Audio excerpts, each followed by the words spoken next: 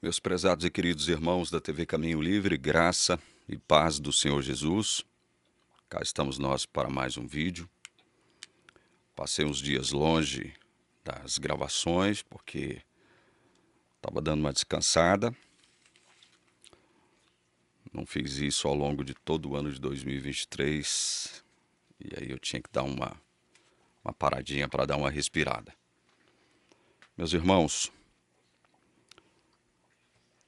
hoje nós estamos falando aqui agora, nesse vídeo, sobre um assunto que nós já tratamos aqui, muitas vezes.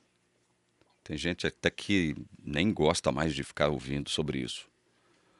Mas é necessário a gente revisitar alguns textos, é necessário a gente revisitar alguns assuntos, porque tem gente nova chegando todos os dias no canal e essas pessoas não tiveram ainda acesso aos nossos vídeos anteriores, especialmente os mais antigos, para poderem assimilar o que a Bíblia diz sobre determinados assuntos. E um deles é um assunto, para mim, importantíssimo, porque foi um dos assuntos, um dos temas que me levou a deixar a Igreja Adventista do Sétimo Dia. Não é porque eu não concordava, não, com aquilo que a igreja pregava.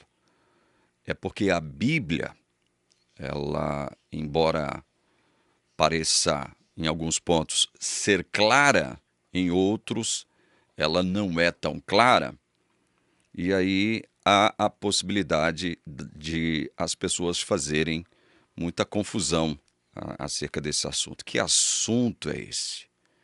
Que assunto é esse que me levou, que foi um dos motivos, né, um dos fatores que me levou a deixar a Igreja Adventista? Porque a Bíblia não concorda com esse posicionamento da igreja. E aí não é um posicionamento só mantido pela Igreja Adventista, é um posicionamento mantido por diversas outras denominações arminianas. É a possibilidade, veja, estou falando entre aspas, é a possibilidade da perda da salvação. Alguém verdadeiramente salvo, segundo a teologia adventista e de outras denominações, pode sim se perder, pode perder a sua salvação. Eu também já disse aqui o seguinte: eu fiz uma linha de raciocínio alguns anos atrás, falando sobre o modo como a teologia adventista enxerga a salvação. Como é que se dá, né, o processo de salvação?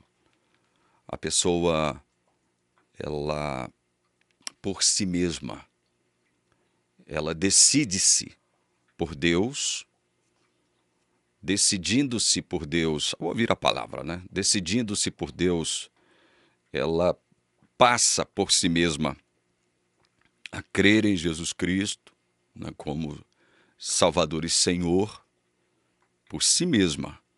Então, tudo começa consigo mesmo, né? O processo da salvação começa com você e Deus não intervém. O máximo que ele faz é te dar um negócio que eles chamam de graça preveniente, né? É um assunto sobre o qual também eu já falei, né? Ou seja, a graça preveniente seria aquela virtude que Deus te concede para fazer você se decidir por Deus, crer em Jesus Cristo, ter vontade, desejar ser salvo por Jesus Cristo.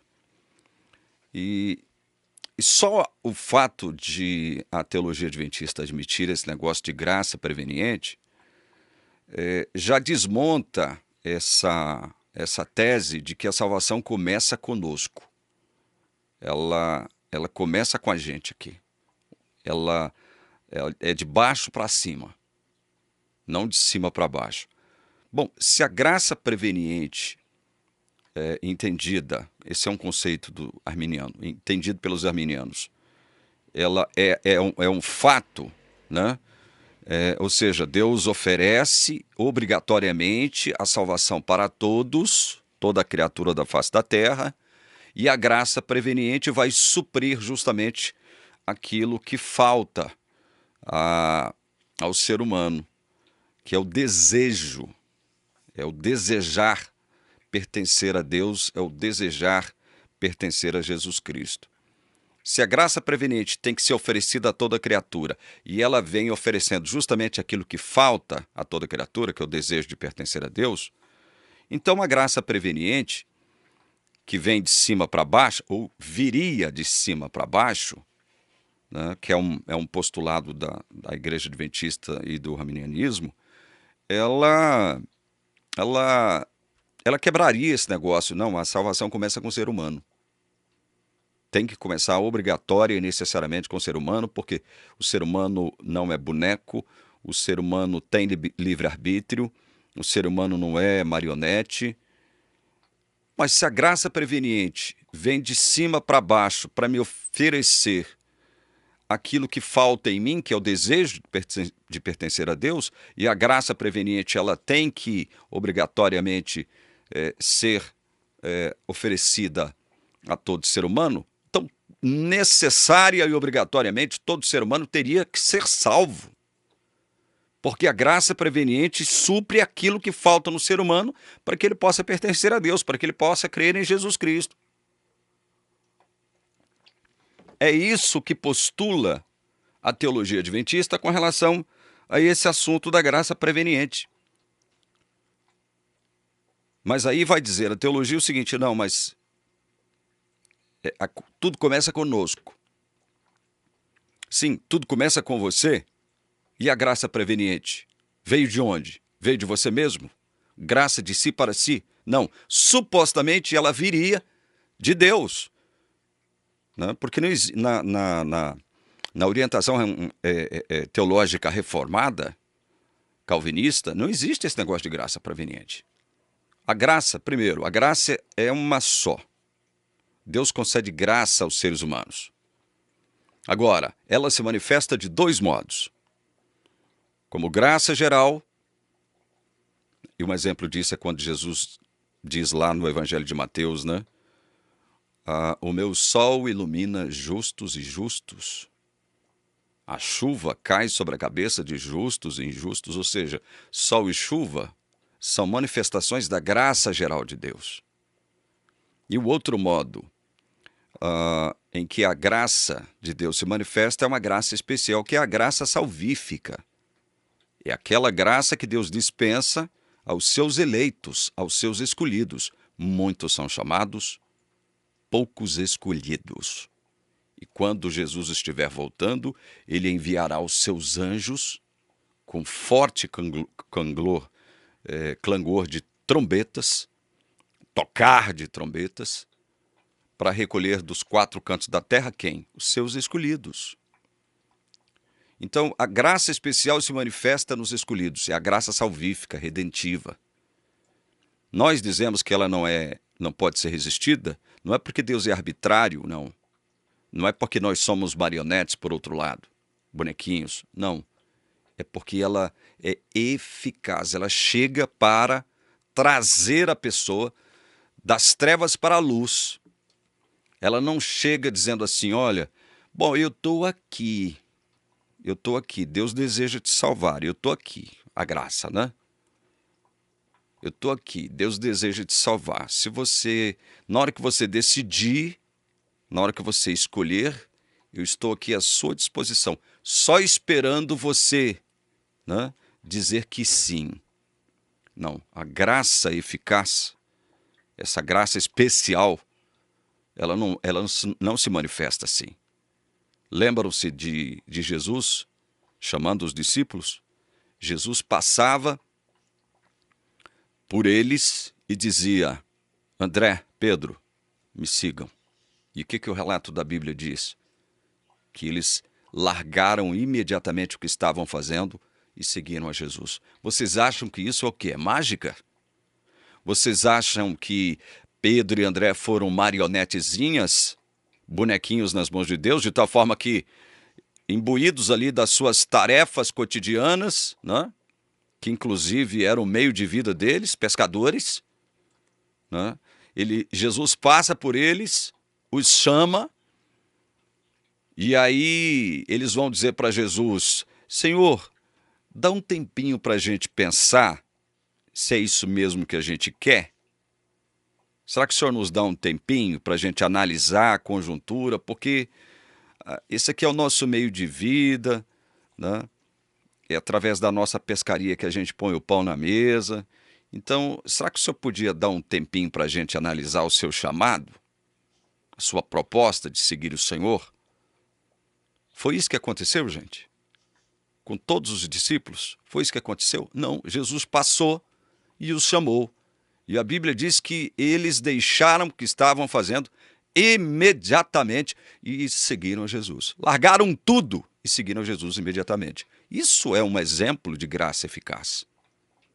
E na estrada para Damasco, Paulo se dirigindo a Damasco para perseguir cristãos, prendê-los e, se possível, até matá-los. E aí, o que acontece na estrada de Damasco? Jesus se manifesta para Paulo. Porque o próprio Paulo, em Gálatas capítulo 1, vai dizer que ele já tinha sido escolhido por Deus antes mesmo de nascer. Era um eleito de Deus. E Deus, dentro do seu tempo, dentro da sua agenda, porque ele tem uma agenda, Deus não é um Deus desorganizado, ele cumpre fielmente aquilo que está agendado por ele mesmo. Deus se manifesta para Paulo. E quando Deus se manifesta para Paulo, Jesus Cristo, né, se manifesta para Paulo. Ele diz para Paulo assim, ó: Paulo, eu tenho uma proposta para te fazer, meu filho. Queria que, enquanto você está viajando em direção a Damasco, você analisasse a minha proposta para você. Eu queria muito que você fosse um apóstolo meu. Será que daqui até Damasco haveria possibilidade de você tomar uma decisão, fazer uma escolha? Paulo estava procurando Jesus Cristo quando se dirigiu para Damasco? Não. Quem foi que se manifestou a Paulo de forma eficaz, manifestando graça eficaz? É um chamado eficaz. Jesus Cristo. E naquele mesmo instante, Paulo, ele é convencido, porque esta é a palavra a ser utilizada. Paulo não foi manipulado como um bonequinho ou uma marionetezinha nas mãos de Deus. Jesus não violentou a vontade de Paulo. Não, fez um chamado eficaz. E nesse instante do chamado eficaz, a graça especial se manifesta. Então, vocês estão vendo que eu estou falando tudo sem abrir a Bíblia por enquanto? Porque eu já abri a Bíblia falando sobre esses assuntos. Porque o texto que eu gostaria de analisar com vocês está aqui em Pedro. Primeiro eu quero ler o capítulo 2 da segunda epístola de Pedro, para analisar se Pedro fala sobre esse negócio, né, de perder a salvação. Pedro está ensinando mesmo de verdade que é possível perder a salvação? Ou a gente tem que entender o contexto dentro do qual ele estava falando e para quem ele estava dirigindo as suas mensagens e a respeito de quem ele estava falando, para a gente poder entender de verdade se era isso que ele queria. Se a intenção de Pedro era ensinar que a salvação pode ser perdida. Como diz um debochado arminiano aqui no YouTube, que se acha dono da verdade arminiana. Ele é o dono da verdade arminiana. Ele é o sabe-tudo arminiano aqui. E que vive criticando o calvinismo à torta e à direita aí, né? É um debochado. Vamos lá. Vamos ler 2 Pedro, capítulo 2. Presta atenção. Assim como surgiram falsos profetas, veja bem, falsos profetas, no meio do povo. Qual povo? De Israel. De Israel. Também haverá falsos mestres entre vocês. Veja, quem são esses vocês? a quem Pedro está se dirigindo aqui, dizendo que haverá no meio deles, ou seja, é a igreja, esse vocês aqui é a igreja, e Pedro está alertando que haveria, assim como houve falso profeta no meio do povo de Israel, haveria o quê? Falsos mestres no meio da igreja cristã, no meio do povo crente de Deus. Olha para quem ele está se dirigindo. 2 Pedro 1:1. Simão Pedro, servo e apóstolo de Jesus Cristo, aos que conosco obtiveram fé igualmente preciosa na justiça de nosso Deus e Salvador Jesus Cristo. Aos que conosco obtiveram fé. Obtiveram fé. A fé foi obtida. Por qual meio? Pela graça de Deus. Fé é concessão. Fé é dom. Ela vem pelo ouvir pela palavra de Cristo. A fé não nasce, ela não nasce em você.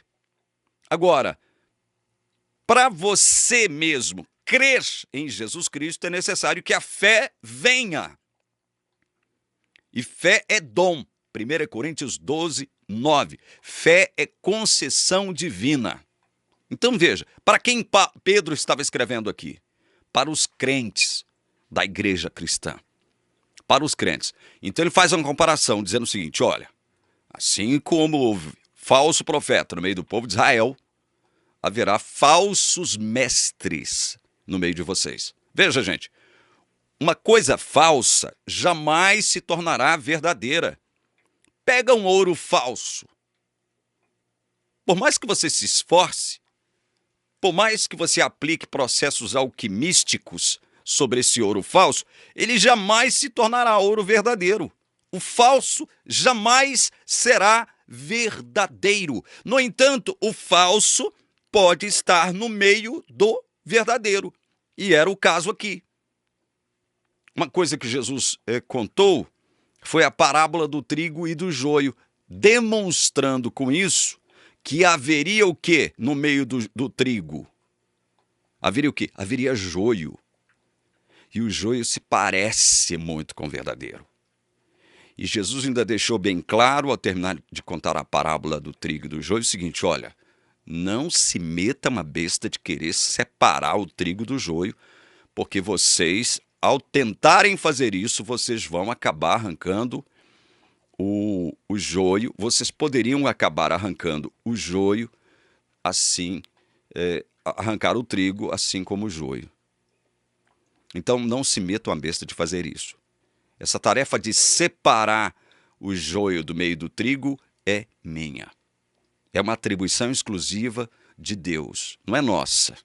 Vocês estão entendendo? Mas Jesus nunca disse, olha, não tentem separar o joio do meio do trigo, porque lá na frente o joio pode se tornar trigo. Não, Jesus não deixou claro isso. Joio é joio, será joio até o fim. Trigo é trigo e será trigo até o fim. Pronto, acabou. E Pedro está falando sobre agora falsos mestres no meio da igreja cristã. Falsos mestres. Um falso mestre jamais será verdadeiro. E tem um detalhe, falso mestre, embora esteja dentro da igreja cristã, está perdido. Ele não está meio perdido pelo fato de estar no meio da igreja cristã, não. Falso mestre dentro da igreja cristã está 100% perdido. E hoje, né, com os sistemas avançados de comunicação que nós temos, a que nós temos acesso, nós sabemos da existência desses falsos mestres entremetidos no meio do povo de Deus. Não é verdade? Quantos falsos mestres nós não conhecemos hoje, especialmente aqui no Brasil? Né? A igreja cristã, de um modo geral, quando eu digo igreja cristã, não estou me referindo única e exclusivamente a uma denominação cristã, mas a todo o povo cristão, a todo o povo que professa o nome de Jesus. A igreja cristã está cheia de falsos mestres, consequentemente de falsos discípulos, gente que está no meio da comunidade cristã, mas que está perdida. É falso, é gente falsa. É gente falsa. Gente falsa não está meio perdida pelo fato de estar dentro da igreja. Está 100% perdida. Vamos continuar a leitura? A respeito dos falsos mestres, Pedro diz assim: eles introduzirão heresias destruidoras, chegando a renegar o soberano Senhor que os resgatou, trazendo sobre si mesmos repentina destruição. Por que muita gente, especialmente esse debochado arminiano que está aqui no YouTube, fala que Pedro estaria ensinando que a salvação pode ser perdida? Porque ele vai ler isso aqui, ó, acerca dos falsos mestres. Eles introduzirão heresias destruidoras, chegando a renegar, olha, o soberano Senhor que os resgatou. Se eles... Acompanha o raciocínio do debochado arminiano. Acompanha o raciocínio dele. Se eles foram resgatados pelo soberano Senhor, é porque eles foram salvos pelo soberano Senhor, trazendo sobre si mesmos repentina destruição. Então, a teologia adventista, juntamente com esse debochado arminiano que está aqui, ele vai dizer o seguinte: olha, tá vendo? A Bíblia está dizendo que o soberano Senhor os resgatou. Resgatou quem? Os falsos mestres, que estão fazendo o quê? Introduzindo heresias destruidoras. Vejam, foram resgatados pelo Senhor Jesus, colocados dentro da comunidade cristã, e estão ensinando heresias destruidoras. No entanto, eles foram salvos. É isso que o texto está querendo dizer? É isso que o texto está querendo dizer? Que esse resgatados aqui foram é sinônimo de salvação? Não, esse resgatados tem um sinônimo de que eles saíram do mundo, do meio do mundo, e foram para dentro da comunidade cristã. Então, aos olhos humanos, alguém que está dentro da igreja, como nós não lemos coração, né? Eu não posso entrar dentro do coração do meu próximo, assim como ele não tem como entrar dentro do meu, para saber se eu sou falso ou verdadeiro. Aí eu não tenho condição de ler o coração do meu irmão para saber se ele é falso ou verdadeiro. Aos olhos humanos, fica parecendo que esses que ensinam, esses que ocupam posição de autoridade dentro da comunidade cristã, são todos salvos, estão todos verdadeiramente salvos. Então, segundo um olhar fenomenológico, fica parecendo que esse falso mestre que ensina heresias destruidoras, ele está salvo, ele foi salvo. E a palavra resgatados aqui significaria isso, que ele foi salvo. Não, não significa isso. Significa que ele entrou para dentro da comunidade cristã. No entanto, ele não é trigo, ele é joio. Ele é um falso mestre. O fato de ele estar dentro da comunidade cristã, ensinando, ocupando uma posição de autoridade, não dá a ele o direito de ser chamado como verdadeiro mestre, ou mestre verdadeiro. Ele é falso. É falso. Então, o falso jamais foi salvo. Um crente falso jamais será salvo por Jesus, gente. Jamais será salvo por Jesus. Então, não adianta interpretar a palavra resgatados aqui como se ele tivesse sido salvo, não. Segundo o olhar nosso humano, ele pode estar salvo. O olhar humano, que não sabe distinguir o falso do verdadeiro. Entendeu? Ele pode estar salvo. A gente não sabe, né? Mas, porém, contudo, Deus sabe. Deus conhece.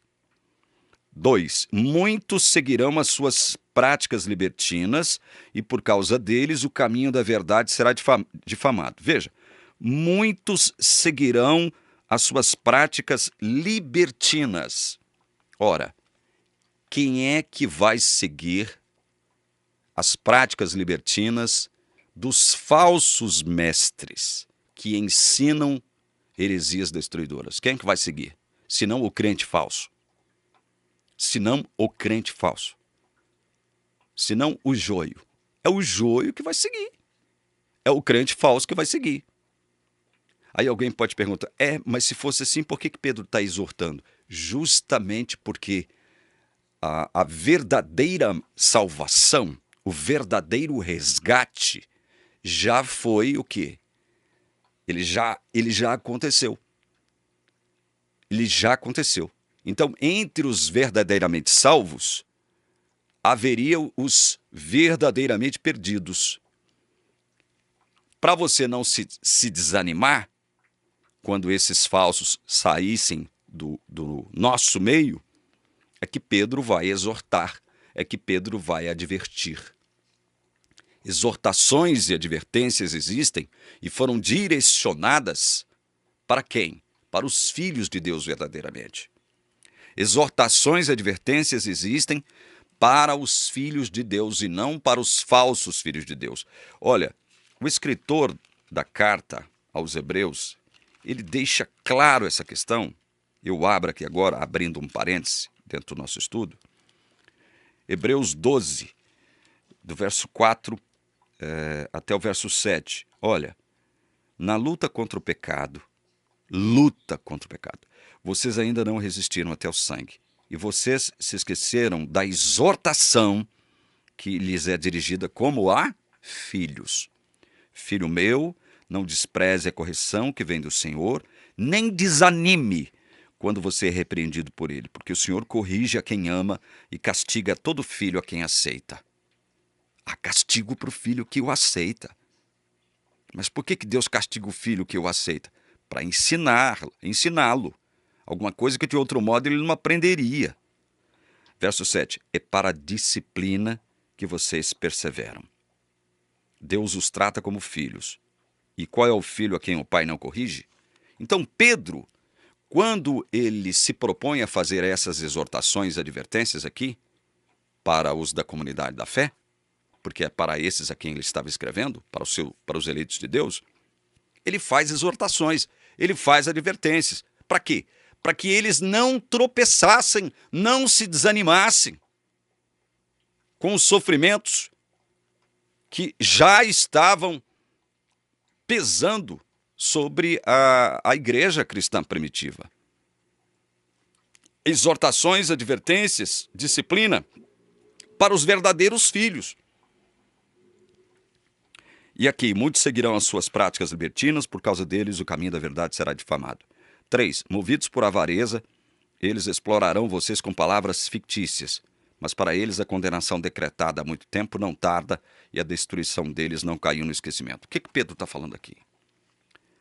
A salvação, aliás, a condenação desses falsos mestres, que vão ter muitos falsos crentes seguindo eles também, já foi o quê? Olha aqui.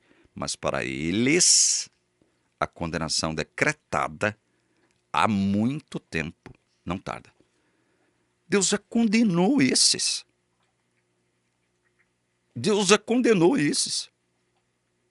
Já estão reservados para o fogo do juízo. Os falsos, que só Deus conhece. Eu não conheço, você não conhece. Mas Deus sabe. E para esses a condenação já foi decretada. Deus não está esperando que eles de falsos se tornem verdadeiros. Não está esperando que os falsos crentes que vão seguir esses falsos mestres se tornem verdadeiros lá na frente. Deus não está esperando que o joio se torne trigo lá na frente. Não, a condenação desses já foi decretada há muito tempo. E ela não vai tardar. Deus vai aplicar a condenação no tempo certo, segundo a agenda dele. E a destruição deles não caiu no esquecimento. Para Deus. 4. Pois Deus não poupou anjos quando pecaram, mas lançando-os no inferno, prendeu-os com correntes de escuridão, reservando-os para o juízo. Dias atrás falei sobre essa questão aqui, ouvindo o Rodrigo Silva falar que Deus deu um tempo para que Satanás e seus anjos se arrependessem. Onde é que isso está na Bíblia? Pelo contrário. Não há evangelho para anjo. Nunca houve. Evangelho nunca foi para anjo. Deus nunca deu oportunidade de arrependimento nem para Lúcifer, nem para ter essa parte de anjos que com Lúcifer caíram. Não tem esse negócio. Então Pedro se utiliza disso aqui para dizer a mesma coisa acerca de quem? Dos falsos mestres e dos falsos crentes que vão segui-lo. Condenação desses já está, olha, decretada desde a eternidade. 5. E ele não poupou o mundo antigo, mas preservou Noé, pregador da justiça, e mais 7 pessoas quando fez vir o dilúvio sobre o mundo de ímpios. E reduzindo a cinzas as cidades de Sodoma e Gomorra, condenou-as à ruína completa, tendo-as posto como exemplo do que viria a acontecer com os que vivessem impiamente. Os que vivessem impiamente. Mas livrou o justo Ló, que ficava aflito com a conduta libertina daqueles insubordinados. Porque esse homem justo, pelo que vi e ouvi ao morar entre eles, atormentava sua alma justa dia após dia por causa das obras iníquas que aqueles praticavam. Assim o Senhor sabe livrar da provação os piedosos e manter os injustos sob o castigo para o dia do juízo. O Senhor sabe manter os impiedosos para o dia do juízo. Especialmente aqueles que, seguindo a carne, andam em desejos impuros e desprezam qualquer autoridade, atrevidos, arrogantes, não temem difamar os gloriosos seres celestiais, ao passo que anjos, embora maiores em força e poder, não proferem contra essas autoridades sentença difamatória na presença do Senhor. Esses, porém, como animais irracionais, seres guiados pelo instinto e que nascem para serem capturados e mortos, falando mal daquilo que não entendem, na sua destruição também hão de ser destruídos. Da mesma forma como anjos ímpios foram destruídos, da mesma forma como os ímpios habitantes de Sodoma e Gomorra foram destruídos, da mesma forma como o mundo antediluviano foi destruído, esses também, falsos mestres e os seguidores dos falsos mestres serão destruídos. Por quê? Pedro está falando, nascem para serem capturados e mortos. Eles nasceram para serem capturados e mortos. É isso que o texto está dizendo. E contra o texto não adianta ficar brigando, tentando distorcer o sentido, porque você é arminiano e não concorda com o que está escrito aqui. Recebendo a injustiça como pagamento pela injustiça que praticam, encontram prazer na satisfação de seus desejos libertinos em pleno dia. Como manchas e defeitos, encontram satisfação nas suas próprias mentiras, enquanto se banqueteiam com vocês. Vejam, se banqueteiam com vocês, Igreja de Deus. Estão no vosso meio. Estão entre vocês. Ocupam posição de autoridade. Pregam, supostamente pregam a palavra, mas o que eles pregam é heresia destruidora. Eles têm os olhos cheios de adultério, são insaciáveis no pecado. Enganam almas inconstantes e têm um coração exercitado na avareza, amor ao dinheiro. Só pensam no lucro, no dinheiro, na grana. Essa gente maldita. Como é que Deus pode ter salvado gente maldita? Como é que Deus pode ter salvado o joio? Só porque está no meio do trigo? Tendo abandonado o reto caminho, aqui ó, tendo abandonado o reto caminho, desviaram-se e seguiram pelo caminho de Balaão, filho de Beor, que amou o pagamento pela injustiça. Isso aqui é um outro texto que é mal interpretado pela teologia adventista e por esse debochado arminiano que está aqui no YouTube, falando bobagem, falando acerca do que não sabe, distorcendo as Sagradas Escrituras. Aí ele vai falar, tá vendo? Desviaram-se e seguiram pelo caminho de Balaão, tendo abandonado o reto caminho. Tendo abandonado o reto caminho. Ou seja, estavam no reto caminho, mas abandonaram o reto caminho. Olha, o que pode ser interpretado como abandonaram o reto caminho? Ou seja, abandonaram a salvação? Apostataram da salvação? É isso que o texto é dessa forma que o texto pode ser interpretado? Então quer dizer que um falso pode vir a ser verdadeiro? Então quer dizer que um joio pode virar trigo algum dia? É isso que Pedro está querendo dizer? Não, ele já está deixando claro que esses, sobre quem ele está falando, as coisas mais malditas aqui, inclusive classificando como gente maldita, é falso mestre, que ensina heresias destruidoras. E por ensinar essas heresias destruidoras, ele vai alcançar quem? Os falsos crentes também, que vão segui-los. Então, o fato de Pedro dizer, tendo abandonado o reto caminho, desviaram-se e seguiram pelo caminho de Balaão, filho de Beor. Eles podem até estar dentro da comunidade cristã, podem até não terem abandonado a comunhão cristã, mas mesmo dentro dela, o que eles fizeram? Abandonaram o reto caminho, porque dentro da comunidade cristã se ensina o reto caminho. E o reto caminho é Jesus.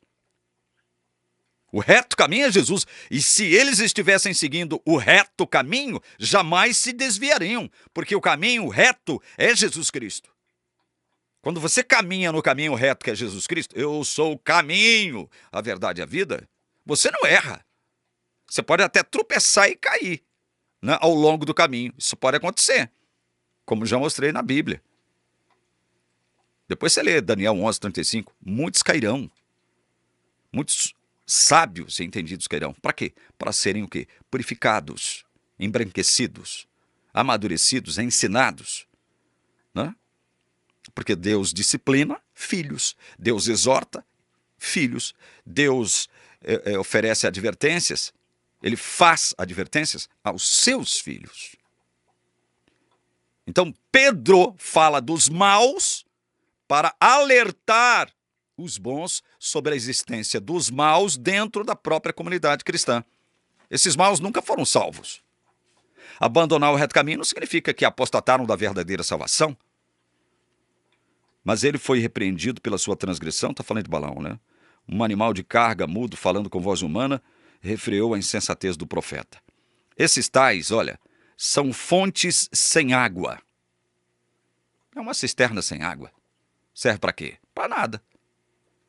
Névoas levadas pela tempestade. Não tem o quê? Firmeza. Né? Não tem firmeza.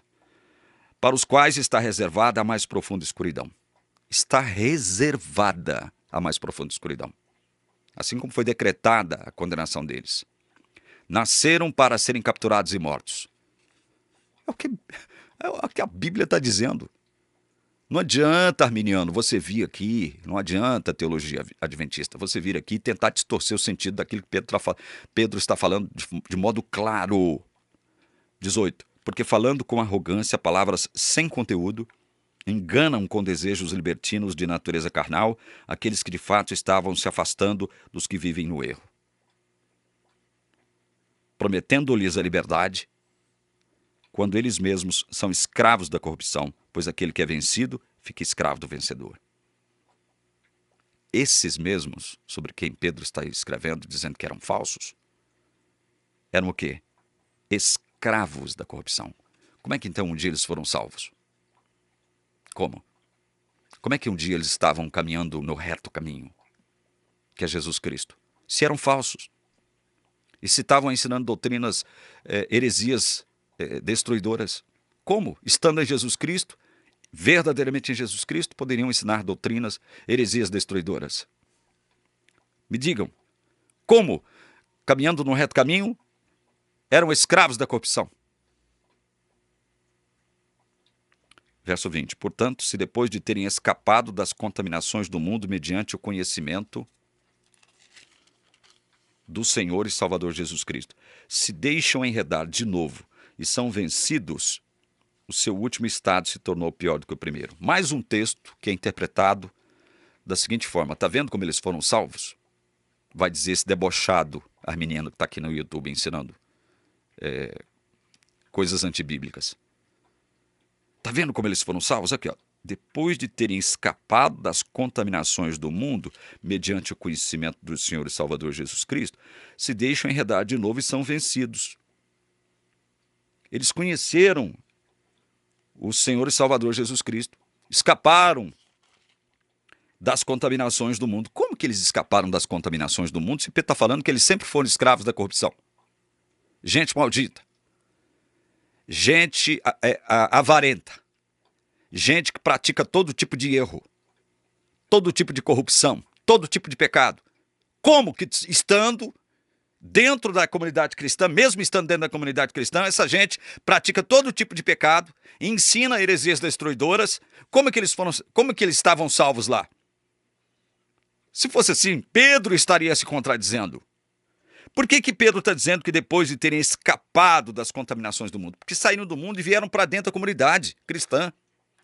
Porque é dentro da comunidade cristã que se promove o conhecimento verdadeiro do Senhor Jesus Cristo e Salvador Jesus Cristo. É dentro da comunidade cristã.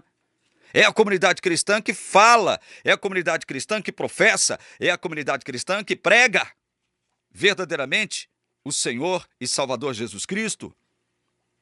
Então, Pedro está falando que esses deixaram o mundo e vieram para dentro da comunidade cristã. Pedro não está falando que eles foram salvos. Pedro não está falando que eles foram salvos.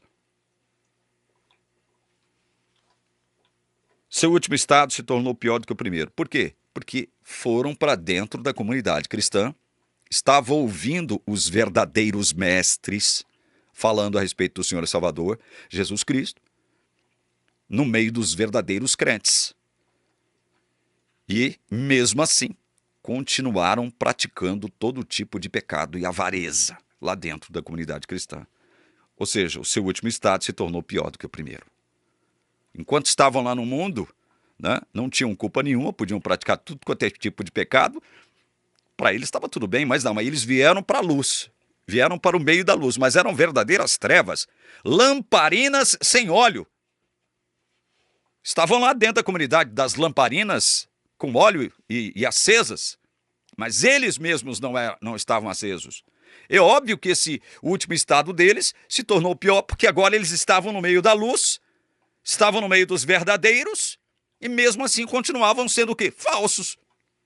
Os piores pecadores, gente maldita, escravos da corrupção, para quem a condenação já havia sido decretada. Como é que esses poderiam ter sido salvos algum dia, para depois perderem a salvação?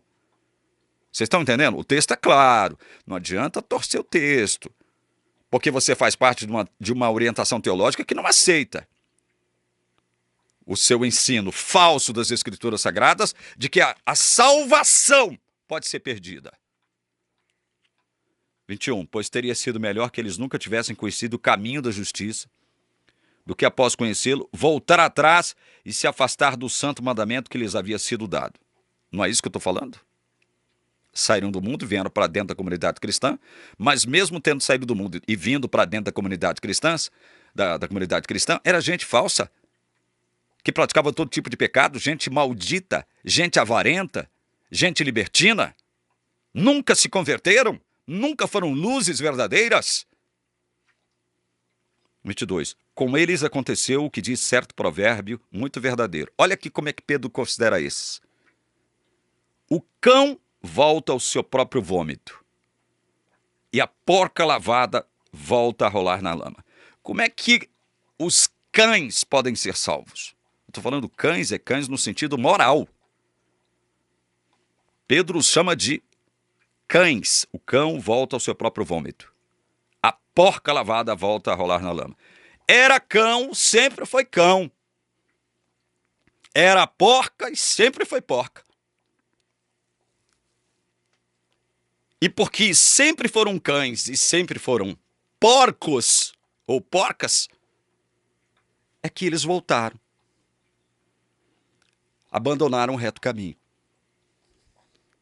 E aí, quando eles abandonam o reto caminho, os que ficam, os verdadeiros, que ficam pensando, nossa, alguma coisa está acontecendo, porque fulano, beltrano, cicrano deixaram a igreja, e aí?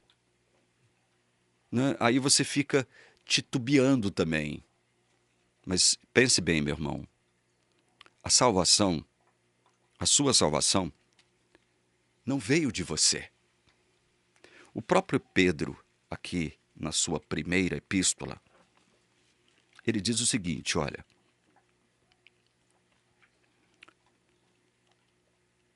1 Pedro, capítulo 1.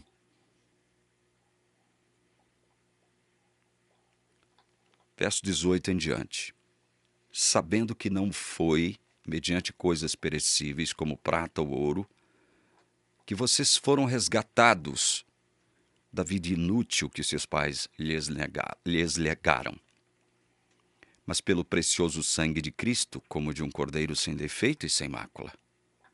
Ele foi conhecido antes da fundação do mundo, mas foi manifestado nestes últimos tempos em favor de vocês. Pedro agora está se dirigindo aos verdadeiros, aos crentes verdadeiros, aos mestres verdadeiros, aqueles que eram verdadeiramente salvos. E ele está dizendo que Cristo foi manifestado agora nesses últimos tempos em favor desses. Por meio dele vocês creram em Deus. Veja, foi por meio do próprio Jesus Cristo que nós cremos em Deus. Não foi por nosso próprio meio.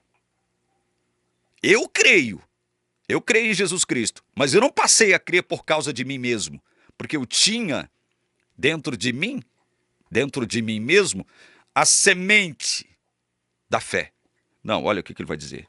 Por meio dele vocês creram em Deus, o qual o ressuscitou dentre os mortos, e lhe deu glória, para que a fé e a esperança de vocês estejam em Deus, tendo purificado a alma pela obediência à verdade e com vistas ao amor fraternal não fingido, amem intensamente uns aos outros de coração puro, porque, olha o verso 23, porque vocês foram regenerados não de semente corruptível, mas de semente incorruptível, mediante a palavra de Deus, a qual vive e é permanente. Nós fomos regenerados não de semente corruptível. Nós não passamos a crer por causa de nós mesmos. Essa semente incorruptível, através da qual nós fomos regenerados, veio de quem? Veio de Deus, Espírito Santo. Nós não fomos regenerados por meio de semente corruptível. Não foi por causa dessa. Não foi dentro da corrupção que nasceu a incorrupção. Aqui em 2 Pedro, capítulo 3, Pedro diz assim, no verso 17 e 18: Portanto, vocês, meus amados, visto que já sabem disso, tenham cuidado para que não sejam arrastados pelo erro desses insubordinados e caiam da posição segura em que se encontram. Espera lá, se a posição que nós nos encontramos é segura, como é que a gente pode cair? Todo crente pode cair. Todo crente pode tropeçar e cair. Mas o verdadeiro crente, como diz o Salmo 37, ele é o quê? Ele é sustentado, ele é levantado por Deus, porque Deus o toma pela mão. O verdadeiro crente não fica caído, não permanece caído. Pode cair? Pode. Daniel 11:35 diz que muitos sábios cairão para serem provados, embranquecidos, ensinados, amadurecidos. Por isso Pedro está exortando aqui, para que eles não tropecem e caiam. Vejam, portanto, vocês, meus amados, visto que já sabem disso, tenham cuidado para que não sejam arrastados pelo erro desses insubordinados. Nunca foram subordinados, verdadeiramente, nunca. Sempre foram insubordinados, eram cães e porcas, gente maldita, gente condenada desde a eternidade, gente separada para o juízo, escravos da corrupção. Nunca foram salvos. Pelo contrário, cresçam na graça e no conhecimento de nosso Senhor e Salvador Jesus Cristo. A ele seja glória tanto agora como no dia eterno. É por isso que Pedro fazia exortações e advertências. Não porque a salvação pudesse ser perdida. Não é isso que Pedro estava tentando ensinar. Não é isso que ele estava tentando ensinar. Então, se você quer conhecer a verdade, você quer conhecer a verdade? Você quer conhecer a verdade do que a palavra de Deus diz acerca de salvação e do evangelho mesmo? Quer conhecer toda a verdade acerca do evangelho e da graça? Você quer saber o que é evangelho de tal forma que você saiba para você mesmo e saiba explicar para os outros o que é evangelho? Não ouça a teologia adventista. Não ouça. Não ouça a teologia adventista, porque a teologia adventista não tem evangelho, não sabe o que é evangelho. Pergunte-se a si mesmo, se alguém... Pergunte-se a você mesmo, meu irmão ou minha irmã adventista. Estou chamando você de irmão e irmã. Pergunte a você mesmo, se alguém me parar e me procurar, tentando entender o que é evangelho da graça, eu saberei explicar o que é evangelho da graça? Pergunte a si mesmo. Eu sei o que é evangelho da graça e sei de tal modo que eu poderia explicar o que é evangelho da graça? Eu sei. Pergunte a si mesmo. Outra coisa. Ellen White, lá no Parábolas de Jesus, se não me engano, página 105, por aí, vai dizer que ninguém pode se sentir e nem afirmar que já está salvo. Se eu não posso me sentir salvo, se eu não posso dizer que estou salvo, se eu ainda estou no vale da indecisão, da incerteza, da falta de convicção, que é justamente o contrário de fé, Fé é certeza e convicção do que Deus... Primeiro, Deus existe e Ele fez algo por você. A fé obrigatória e necessariamente tem que te trazer certeza e convicção de coisas que você não vê. Aí vem a igreja adventista, através da sua falsa profecia, e diz: não, você não pode dizer nem sentir que está salvo. Quer dizer que o evangelho pregado pela igreja adventista é um evangelho que procura tirar as pessoas de onde elas estão, trazê-las para dentro da igreja adventista, que professa o quê? A incerteza, a falta de convicção na própria salvação. Isso se dá por quê? Porque a salvação para a igreja adventista começa com o ser humano. Bom, se começa comigo, pode terminar comigo. Se foi eu que comecei a obra, que é o que a Bíblia não diz, eu posso mesmo não terminar a obra, porque eu sou fraco, eu sou impotente. Tanto para iniciar, quanto para processar e terminar a obra. Eu estou falando de salvação. Se a salvação começa comigo mesmo, realmente ela pode terminar comigo. Se a salvação fosse assim, realmente você poderia perder a sua salvação, porque foi você que começou. Ela veio de você através do seu livre-arbítrio. Porque aí você vai confundir a soberania divina, né, o convencimento, o trabalho de convencimento do Espírito Santo como algo que violenta a sua liberdade. Então, meu irmão, escute uma coisa, você que pensa assim. Você não tem direito de orar o Pai Nosso. Como não?